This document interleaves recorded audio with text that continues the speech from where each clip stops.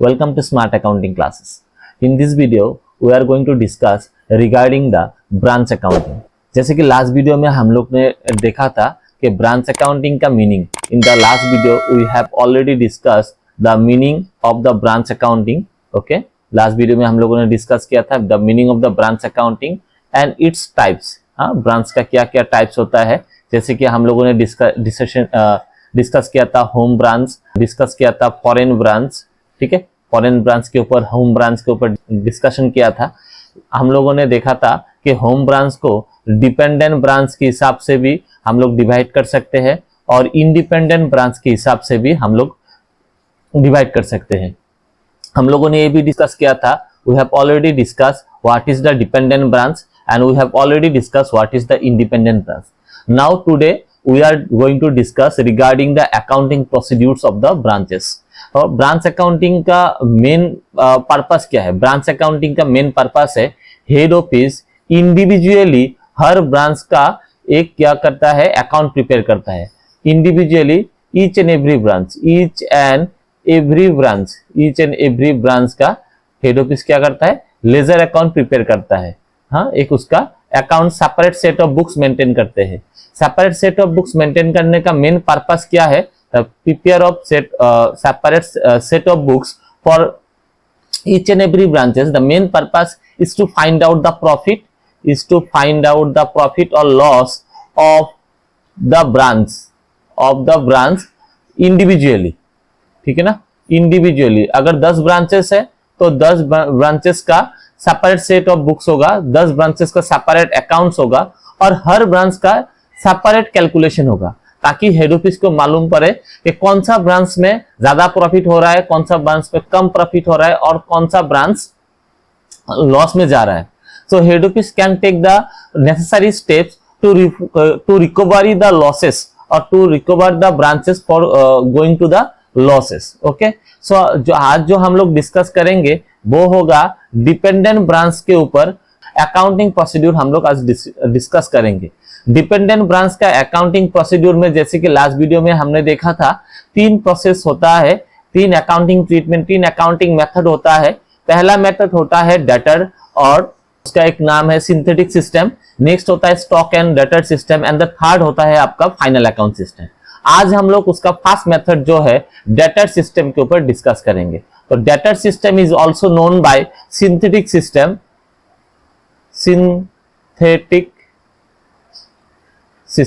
Debtor system is also known by synthetic system. Now what is synthetic system?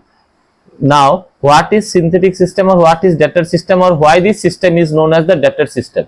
This system is known as the debtor system. इसको debtor system क्यों बोला जाता है? Why? Debtor system इसको क्यों बोला जाता है? The very first reason is here the head office treats its branches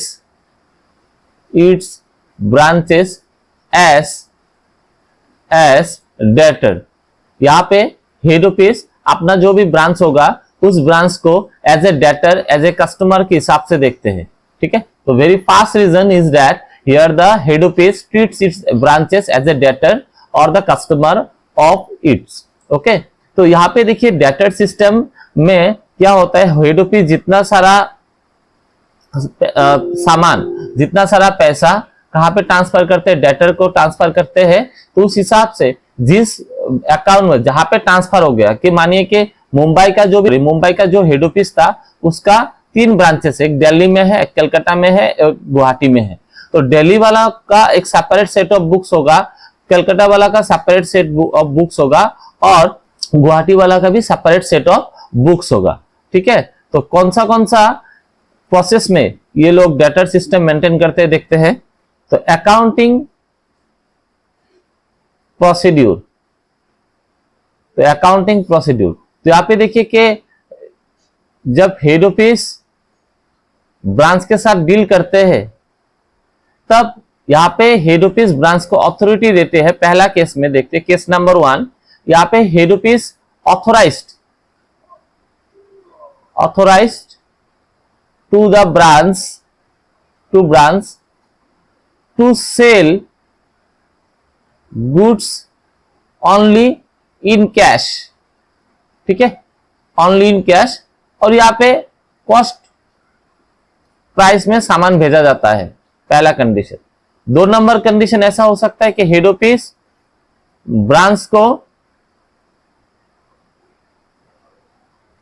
authorise authority दिया है टू सेल इन कैश और क्रेडिट।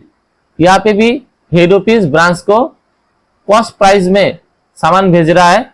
और 3 नंबर कंडीशन में हेड ऑफिस ब्रांच को अथॉरिटी देता है कि आप कैश या क्रेडिट में सामान भेजिए, लेकिन यहां पे हम लोग आपको इनवॉइस प्राइस में सामान सेल करेंगे। इनवॉइस इसका मतलब सेलिंग प्राइस में, सेलिंग प्राइस में। तो देखिए 2 कंडीशन है जहां पे हेड ऑफिस ब्रांच को कॉस्ट प्राइस में सामान भेज रहा है। एक पहला केस में देखिए हम लोग देखा था, फर्स्ट केस में यहाँ पे हेड ऑफिस ब्रांच को कौन सा प्राइस में, कॉस्ट प्राइस में सामान भेज रहा है। और यहाँ पे हेड ऑफिस ब्रांच को इंस्ट्रक्शन दे रहा है कि आप लोग ओनली कैश प्राइस में डील कीजिए। 2 नंबर कंडीशन में हेड ऑफिस ब्रांच को सामान भेज रहा है कॉस्ट प्राइस में, लेकिन यहाँ पे हेड ऑफिस ब्रांच को बोला है कि आप लोग कैश या क्रेडिट में जो आपके लिए सुइटेबल हो उस मेथड में आप लोग सामान सेल कीजिए। और 3 नंबर कंडीशन में हेड ऑफिस ब्रांच को अथॉरिटी दे दिया कि आप कैश या क्रेडिट में सामान बेचिए। This one point that should be noted that head office बोला है कि we will send the goods to you through invoice price और थ्रू सेलिंग प्राइस, मतलब हम आप लोगों को सेलिंग प्राइस में ही सामान बेचेंगे। तो एक एग्जांपल देखिए कि 10 रुपए का पेन है, हेड ऑफिस के पास इसका कॉस्टिंग आया 10 रुपए। हेड ऑफिस ब्रांच को इस पेन का दाम 10 रुपए पकड़ के ही भेजा। अभी ब्रांच को सेल करके 10 रुपए का पेन ज्यादा प्राइस में सेल करके प्रॉफिट अर्न करना है, उसके बाद हेड ऑफिस को रेमिटेंस करना है।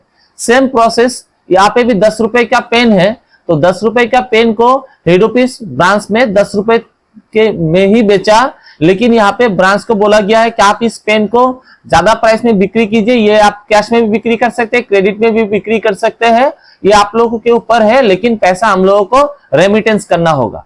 थर्ड कैटेगरी में आता है कि 10 रुपए का पेन हेड ऑफिस यहाँ पे 2 रुपए अपना प्रॉफिट ऐड करके 12 रुपए कर दिया और 12 रुपए के हिसाब से ब्रांच को भेजा गया है। तो यहाँ पे हेड ऑफिस 12 रुपए करके सेंड किया है और बोला है कि आप लोग इसको 12 रुपए करके सेल कीजिए, क्योंकि यहाँ पे मैंने प्रॉफिट ऑलरेडी ऐड करके रखा हुआ है। तो यहाँ पे हेड ऑफिस प्रॉफिट का मार्जिन ऐड कर देता है पहले से ही। तो आज हम लोग डिस्कस करेंगे the first category where the head office क्या करेगा, हेड ऑफिस ब्रांच को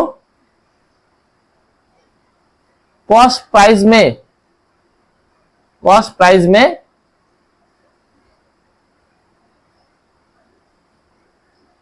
गुड्स सेंड करेगा, गुड्स सेंड, और यहां पे सिर्फ कैश सेल का अथॉरिटी है, cash sale only, cash sale only. So before going to the journal entries part, we should know the meaning of the debtor system. We should know the concept of the debtor system. In our earlier video, we have already discussed regarding the debtor system or what is synthetic system. Just for your convenience, I am describing it again. So देखिए debtor system और synthetic system का meaning क्या होता है। debtor system में head office अपना जो भी ब्रांच होगा उस ब्रांच को एज ए डेटर समझते हैं, कस्टमर के हिसाब से देखते हैं। And the dealings between this two parties, debtor और ब्रांच का जो भी ट्रांजैक्शन होगा, दैट ओनली रिकॉर्डेड वो इस रिकॉर्ड होगा। There is no third party transaction that recorded in this account. यहाँ पे कोई भी थर्ड पार्टी ट्रांजैक्शन रिकॉर्ड नहीं होगा। जैसे कि हेड ऑफिस और ब्रांच के बीच में ट्रांजैक्शन हो रहा है, हेड ऑफिस सामान भेज रहा है, ब्रांच से सामान सेंड हो रहा है, हेड ऑफिस पैसा भेजा ब्रांच को, ब्रांच ने कुछ सामान कस्टमर को सेल किया और कस्टमर से जो भी पैसा मिला वो ब्रांच को हेड ऑफिस को सेंड कर रहा है, वो ट्रांजैक्शन रिकॉर्ड होगा। ब्रांच और थर्ड पार्टी के बीच में अगर कोई ट्रांजैक्शन होता है, that transaction should not be recorded here. ठीक है, तो यहां पे पहला पॉइंट आता है only the transaction between head office and branch should be recorded, should be recorded। 2 number case में हम लोग देखेंगे the point number 2, no third party transactions are recorded। It means that is the transactions between branch and others will not be taken into consideration, will not taken into consideration। Here the branch is given the authority to sell in cash only। यहाँ पे इस condition में, in this condition only, इस condition में head office branch को सिर्फ cash cell करने का ही अथॉरिटी दिया है। All the expenses will be met in petty cash only send by head office. Branch का जितना खर्चा होगा वो पेटी कैश से ही मीट करना पड़ेगा, जो कि हेड ऑफिस ऑलरेडी सेंड किया होगा। Now let's move to the journal entries. Now see the journal entries. Journal entries, so see the first journal entries, transferring of assets of branches। ठीक है, transferring of assets of branches. ये जो branch account है, ये branch account head office prepare करते हैं। ठीक है, तो पहला एंट्री होगा, एसेट्स हमेशा डेबिट बैलेंस होता है, एसेट डेबिट बैलेंस, इसको ट्रांसफर करने से होगा क्रेडिट, तो एंट्री होगा branch account debit to assets account. कौन सा asset? Branch asset account. Number 2 में transfer of liabilities, transfer of liabilities, तो लायबिलिटीज हमेशा क्रेडिट बैलेंस होता है, ट्रांसफर करने से डेबिट होगा, तो एंट्री होगा liabilities account debit to branch account. Okay, next number 3, ये जो 2 एंट्री होगा वो एग्जिस्टिंग ब्रांच के लिए होगा। एग्जिस्टिंग ब्रांच, अगर नया ब्रांच होगा तो उसका तो पहले से ही कोई एसेट भी नहीं रहेगा, कोई लायबिलिटीज भी नहीं रहेगा। Opening balances, opening balances. Next, goods send to branch, branch को सामान भेजा गया है, तो एंट्री होगा branch account debit to goods send to branch. ठीक है, number 4, goods return by branch. अगर ब्रांच ने कुछ सामान रिटर्न किया है तो एंट्री होगा goods send to branch account debit to branch account. Number 3, cash send to branch, entry होगा branch account debit to bank account. Next, cash remittance from branch to head office, head office को कुछ cash भेजा गया था, तो bank account debit, head office का bank balance increase होगा to branch account. Next, यहां पे अगर क्वेश्चन में एबनॉर्मल लॉस लेता है, एबनॉर्मल लॉस, तो आपके दो कंडीशन है, एबनॉर्मल लॉस का दो कंडीशन है। पहला condition, if no claim, abnormal loss हुआ उसके अगेंस्ट पे कोई इंश्योरेंस नहीं है, no claim, so no entry will be passed, कोई भी उसका एंट्री नहीं होगा। If the loss is insured, अगर वो इंश्योरेंस कंपनी उसका क्लेम देता है, इफ क्लेम मेड, अगर क्लेम किया जाता है तो एंट्री क्या होगा, insurance claim account debit to branch account.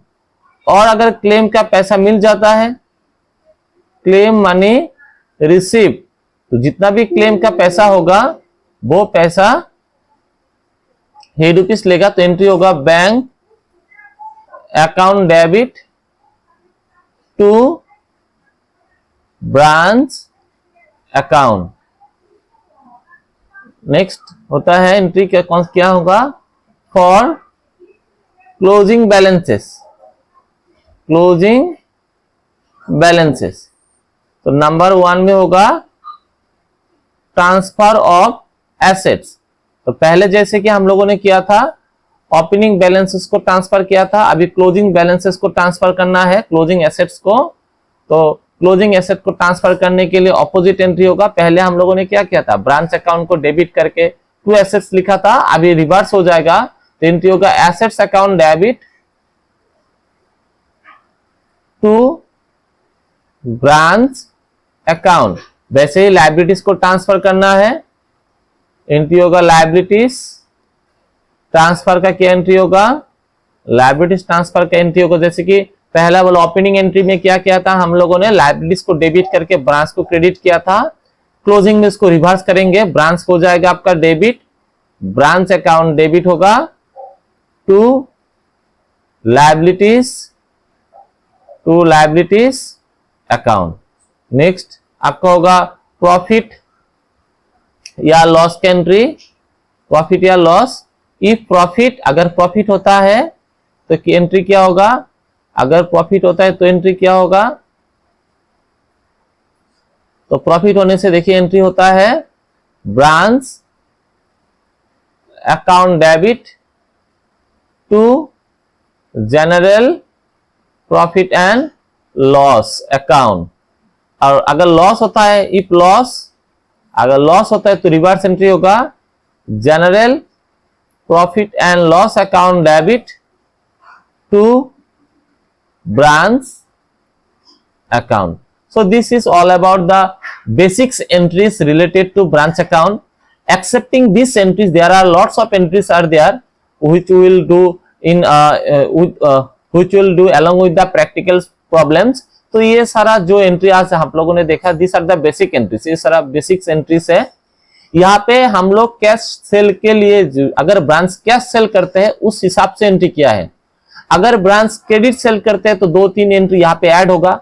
अगर हेड ऑफिस ब्रांच को इनवॉइस प्राइस में सामान सेंड करते हैं, सेलिंग प्राइस में गुड्स सेंड करते हैं, तब जाके यहाँ पे 2-3 एंट्री ऐड होगा। इनवॉइस प्राइस में सेंड करने के लिए there is some treatment relating to opening stock, goods send to branch और closing stock, that we will do along with the practicals. अभी हम लोग देखेंगे ब्रांच अकाउंट को सिंपल वे में, कैलकुलेशन सिंपल वे में लेजर अकाउंट प्रिपेयर हम लोग कैसे कर सकते हैं।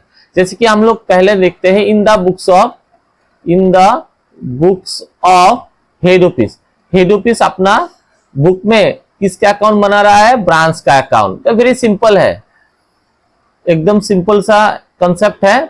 तो देखिए जितना सारा, याद रखिए, जितना सारा सामान हेड ऑफिस ब्रांच को सेंड करेगा वो सारा डेबिट में आएगा, और ब्रांच जितना सारा सामान हेड ऑफिस को रिटर्न करेगा वो सारा क्रेडिट में आएगा। याद रखिए, वॉट एवर गुड्स और cash send by the head office to the branch, it will be recorded on the debit side, and whatever cash or goods returned by the branch to the head office, it will be recorded on the credit side। तो पहले तो हम लोग opening जो भी asset होगा वो लिखेंगे। बेसिक सा क्या एसेट रहता है? ब्रांच, आपका ब्रांच स्टॉक रहता है, ब्रांच का स्टॉक रहता है पहले से, ब्रांच के पास फर्नीचर रहता है पहले से, ब्रांच के पास कैश रहता है, ब्रांच पेटी कैश रहता है, पेटी कैश, ये सब हम लोग का पहले से कुछ एंट्री, पहले से कुछ ओपनिंग स्टॉक अगर ब्रांच में रहा तो एंट्री होगा, लेकिन ये एग्जिस्टिंग ब्रांच के लिए ही एप्लीकेबल है। अगर ब्रांच नया है तो उसमें ना, उस ब्रांच में ना पहले से कोई ओपनिंग स्टॉक होगा, ना पहले से कोई फर्नीचर होगा, ना पहले से कोई पेटी कैश होगा। ठीक है, अगर ब्रांच पुराना होता है तो उसमें कुछ, अगर लायबिलिटी रहता है तो ब्रांच लायबिलिटी अकाउंट डेबिट करेंगे तो इस लेजर अकाउंट में आ जाएगा क्रेडिट। ठीक है, ब्रांच लायबिलिटी अकाउंट। तो ओपनिंग स्टॉक होने से, ओपनिंग एसेट होने से डेबिट साइड में आएगा, ओपनिंग लायबिलिटी होने से ब्रांच का क्रेडिट साइड में आएगा। उसके बाद हेड ऑफिस और ब्रांच के बीच में जितना ट्रांजैक्शन होगा, the transaction between the head office and the branch will be recorded in the branch account. The goods और cash whatever send by the head office to the branch, it will be recorded on the debit side. तो branch ने, head office ने क्या किया था? सामान भेजा था, किसको? ब्रांच को। तो एंट्री होगा to goods send to branch, goods send to branch account. Head office ने क्या किया था?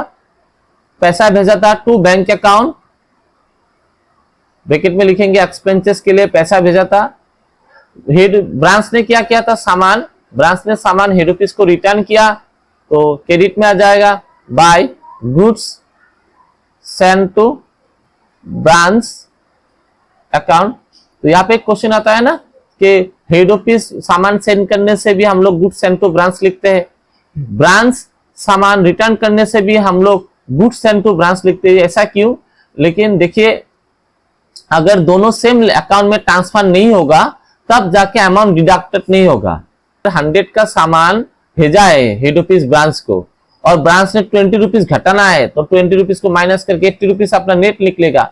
तो दोनों को एक अकाउंट में ही डालना है। यहाँ पे हम गुड्स रिटर्न अकाउंट नहीं लिख सकते, यहाँ पे गुड्स सेंट अकाउंट ही आएगा, और ये जाके आपका गुड्स सेंट अकाउंट में जाके जितना सामान भेजा था और जितना रिटर्न किया उसका एडजस्ट होके नेट बैलेंस निकलेगा। Next, bye bank account. अगर कैश सेल होता है, सेल करने के साथ जो भी पैसा आएगा वो पैसा तो हेड ऑफिस को सेंड करना है, तो ब्रांच ने हेड ऑफिस को पैसा सेंड किया। Next, by insurance claim. अगर इंश्योरेंस कंपनी से कोई क्लेम मिलने वाला है, बाय बैंक अकाउंट। अगर by bank account amount insurance amount received, okay, insurance amount received, general profit and loss account, if profit by general profit and loss account, if loss. So this is all about the branch preparation of the branch account. I hope all of you have understood what is branch accounting, what the types of branch accounting, what are the various accounting procedure related to branch accounting, and the journal entries related to debtor system. In our upcoming videos, we will do some of the practical problems related to debtor system, and day by day we will move toward the stock and debtor system and final account system. तो this is all about for today. Thank you. अगर आपको ये video अच्छा लगे तो video को like कीजिए, share कीजिए और चैनल को सब्सक्राइब कीजिए। Thank you.